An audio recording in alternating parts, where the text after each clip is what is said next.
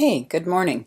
I am going to walk through a few of these steps that are required of you in our creating perspective using simple 2D art with Illustrator CS4. This is done in an old version, but the majority of the items used in this tutorial are the same in the newer version of CC. So we shouldn't have much problem, but I will walk through it with you just so you have an idea as to where to find the panels and so forth that we may not have used before. So the first thing that we're going to do is create a new RGB document. Go into Illustrator and do a File in, or Command or Control in, and it's going to be an RGB. We'll see if we can get, I'll just print web.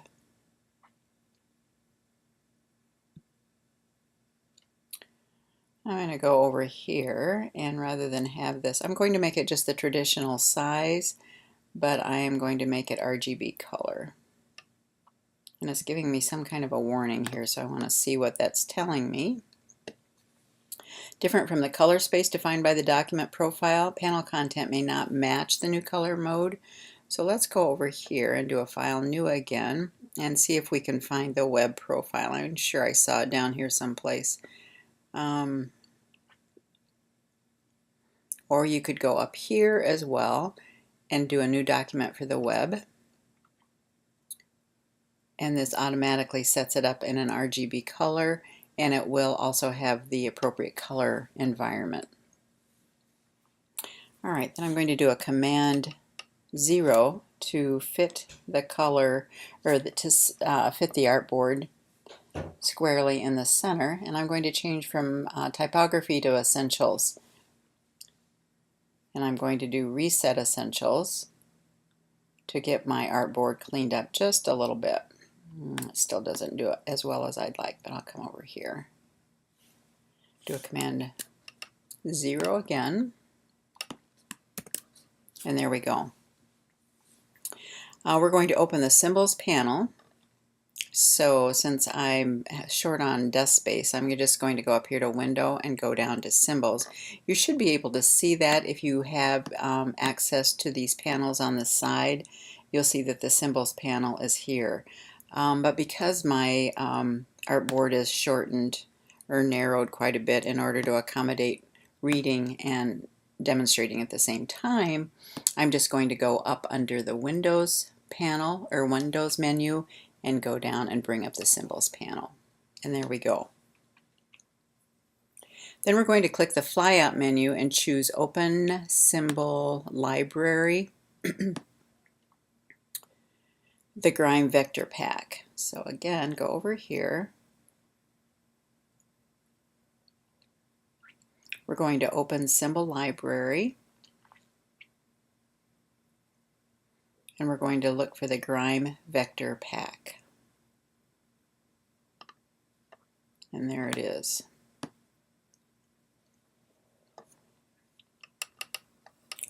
Then we're going to drag the symbol onto the artboard. So we want to click and drag the Grime Vector Pack 9 from the Grime Vector Pack panel onto the artboard. So we're going to look for 9.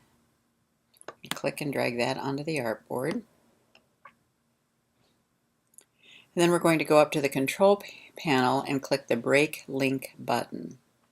Now since I can't really see that here, if I do that over here on my regular Symbols panel, I'm going to go down here and click on the Break Link to Symbol. What that does now is it turns it into just a regular shape rather than a symbol instance. So if I had them both side by side, you'll see that if you click on that to select it, it still is surrounded by a bounding box, and if I try to change the color, it won't allow me to do that. With this one, however, that's broken that symbol instance connection, and it's now a regular shape, so I can choose a bright green color as is my next instruction. So again, because my swatch or my panels aren't clearly available to me, I'm going to click on swatches and I'm going to choose a green. Then we're going to drag the second symbol onto the artboard, which this time I'm going to get rid of this one because we want a different one. This one we want number 10. So we're going to click on that and drag it to the artboard. We're going to go over here to the symbol, which I don't have here. Here it is. To the symbols panel and go down here to break the link to the symbol. And then I am going to choose a red color for this one.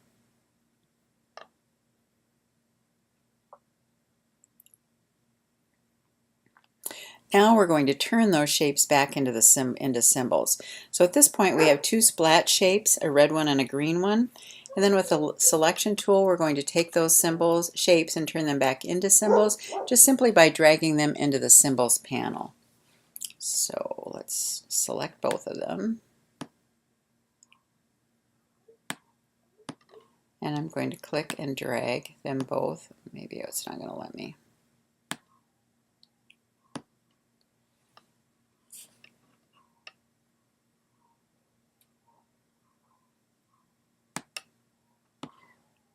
Okay, let's see if I can do it another way, because for some reason it's not allowing me to click and drag, which I should be able to do it. Just take the shapes and turn them back into symbols by dragging them into the symbols panel. So we're going to take this, and instead of just clicking and dragging, I'm going to have to go over to the symbols panel, to this drop down menu, and I'm going to say new symbol.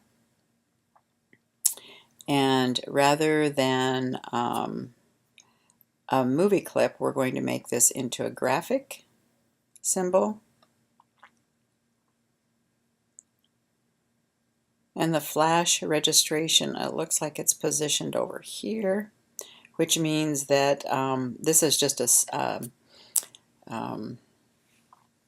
positioning selection process, where as it's positioned over here is in the upper left hand corner. So I changed my registration or positioning to change to the upper left hand corner as well. And it says movie clip and graphic are tags for flash import. There's really no difference between these two symbols in Illustrator.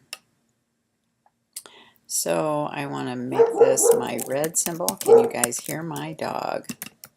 Red symbol. Click OK. And there it is in my symbols panel. Then I'm going to select this one, and I'm going to go back up here to the drop down menu, choose new symbol. Again, make this a graphic symbol. We're going to change this over here to mimic the one in our example, which is the upper left hand corner. And you'll notice that there's no choice for a dynamic or static symbol in our older version that we're working in, so we're not going to worry about that. We're just going to leave it as defaulted to, and then we're going to call this the green symbol. And then you'll see that added to our symbol panel as well.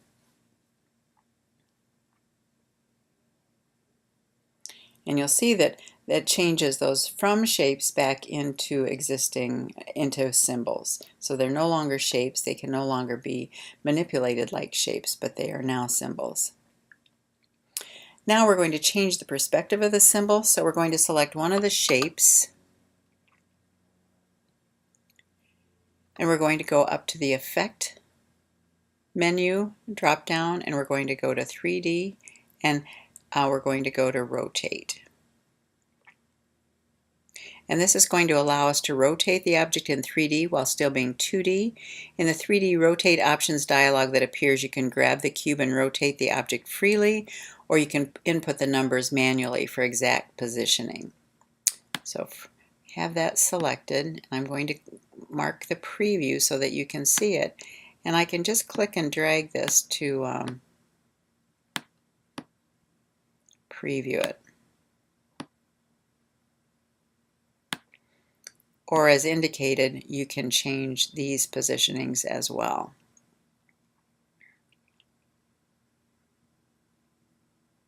So to rotate the object on a specific axis, you place your cursor where any two sides of the box meet in the dialog. The colored lines correspond to a specific axis as indicated on the right, or in my example as well. As a final touch, set the perspective to 100% to give it an exaggerated perspective that adds more interest.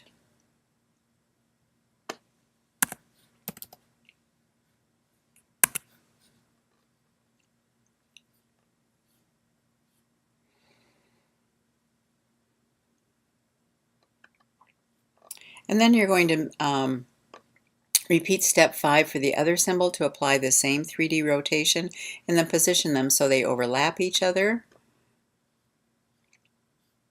But we're going to go back here and change this so it reads the same as the custom rotation in this. So this one is 66 degrees. Hit tab, and that's minus 52, and hit tab, and that's minus 19, and hit tab. And the perspective is at 100%.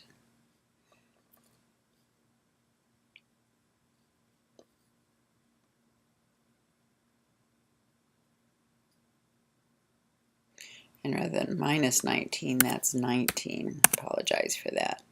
And there you go. And then click OK. And you're going to select the next symbol and apply that same rotation to them. So we're going to go up to Effect, 3D, and Rotate. And again at 66 degrees. Hit tab, it's minus 52, and hit tab, and 19, and hit tab, and it's 100% perspective, and hit tab. We're going to look at the preview. Looks like it's supposed to look. And then we're going to click OK.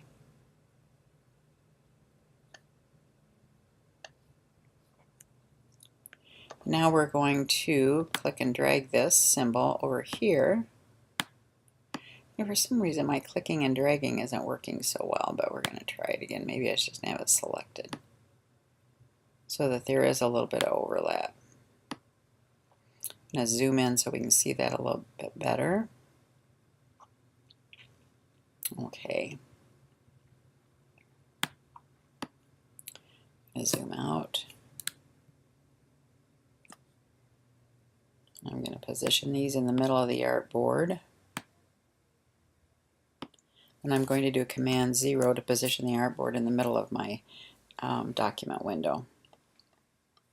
Okay, now we're going to add text and convert to outline. So we're going to select the Type tool, or T. And while we can use any word that we like, they've chosen to be obvious and use the word splat. So I'm going to click once on the artboard, and I'm going to go up to the character panel, go to Window, Type, and over to Character. And they've used Rockwell Extra Bold, which I happen to have. And then it didn't indicate a size, but I'm going to increase the size of that font so that it's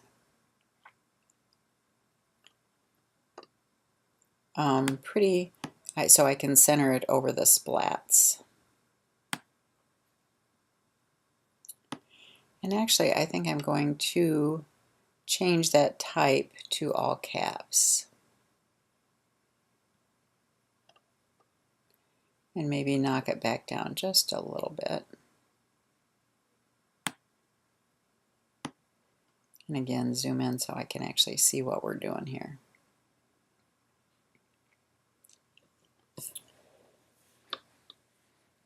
Okay, now that we've got the typeface created and sized and positioned, we're going to go up and get the selection tool. we're going to go to the Swatches panel.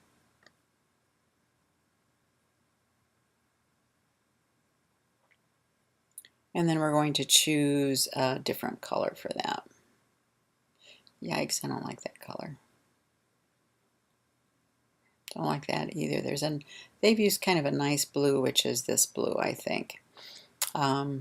Just so that yours, not that you have to use that, but so your splats show up nicely.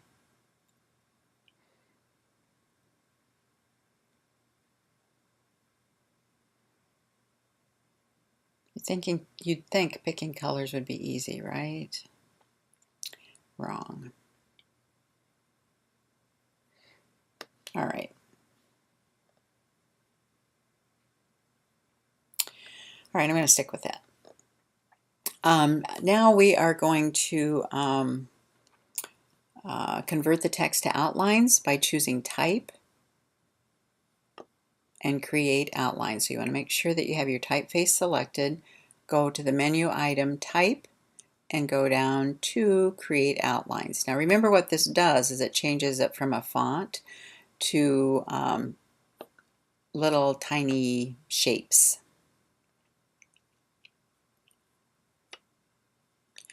Now with the selection pool, we're going to position the text over the 3D splats. We did, resized it, I did.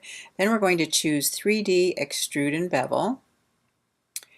And so we're going to go up to 3D and Extrude Effect, 3D Extrude and Bevel. And what we need to do here is use the current 3D splats as a guide for the perspective. You can grab the cube and position it in 3D. We want to preview it.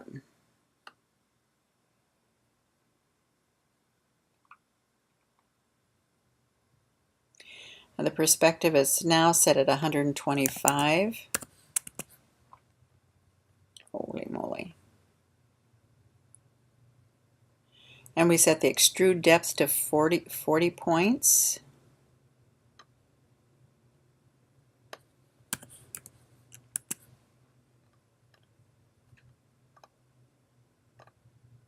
Actually, I think I like that perspective better at 100. I'm going to just change it just a little.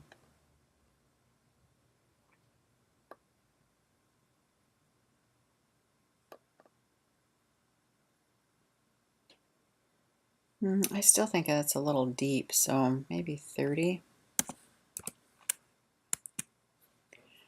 I'm going to try mine at 30 and see how that does. It might just simply be that I've used too dark of a color in that typeface. Let me see, can I change it now? Nope. Okay.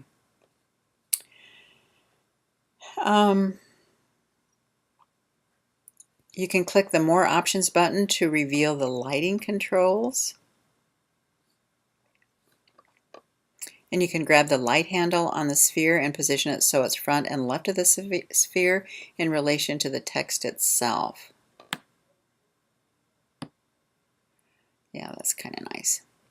And then you're going to click OK.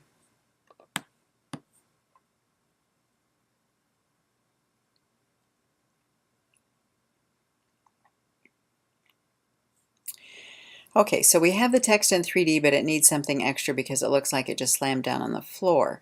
Because the 3D effect is a live effect, we can modify the original shapes of the text and it will be updated as we change them. So we're going to grab the Direct Selection tool, or A, in the toolbox and select any one of the letters. I'm going to select this E because I don't like it all that well. And then we're going to give the letter a slight turn, if we can.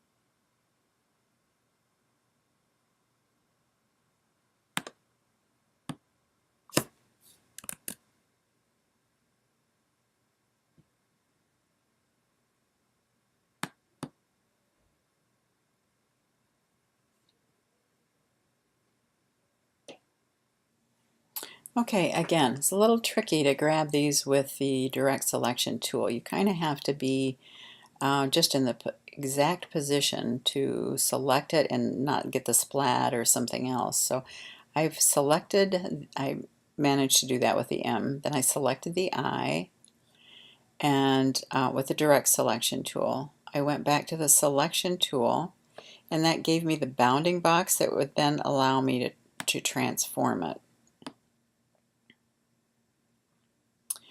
Okay, so I'm going to do that one more time. Let's try it with the O.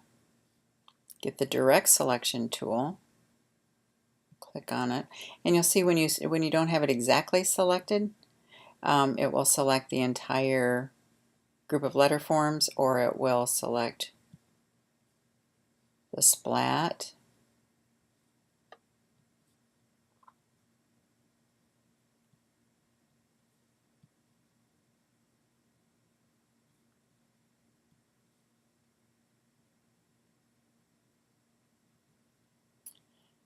I think I've got it now, so I'm going to get the selection tool.